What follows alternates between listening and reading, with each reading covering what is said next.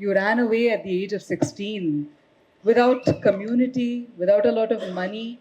You ran away. What gives a 16-year-old child the courage, I suppose, or the gumption to do something like that? No, it wasn't. It wasn't like that.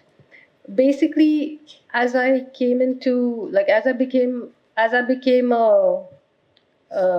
became an adolescent, and the the tension between us was growing fast, and I was aware, even just as I finished school, that I'm not going to be able to last, because it was so hard and humiliating. So I started to plot my escape. It's not like I just got onto a train and ran away because I had a fight. It wasn't that. But I learned, it's described in the book. I met Laurie Baker, who's this absolutely inspirational figure who built my mother's school. And I learned that to join architecture school meant that you could start earning a living even while you were studying. So there was that. I just single-mindedly wanted to get out to be in a place where I could earn. That was important because I had no money.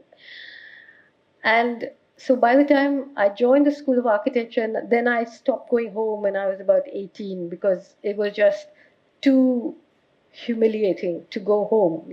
But I, meanwhile, had already started building this other world, and a lot of the people here are really my friends, my family, my raft on which I sailed, and I just constructed a different way of. And I was never looking to be unhappy. I wasn't running away in some tragic way. I was always looking, I'm sure things can be better than this. I'm sure things can be better than this. I'm sure this is not what life is going to be about. And then there's another theme in the what gave me the courage to run away. It was the Beatles and rock and roll. It was like I just used to listen to She's Leaving Home on a loop. I mean, more than a decade too late, and no community and no anything. But yeah, like I just listened to it and I was just like, yeah, I'm going. I'm not doing this. Bye bye. And I told my brother, I said, I don't know when I'll ever see you again, but I'm never coming home. So you also write and that you did not leave home because you did not love your mother, but in order to be able to continue to love her, and that worked for you. Have you been able to continue to love her?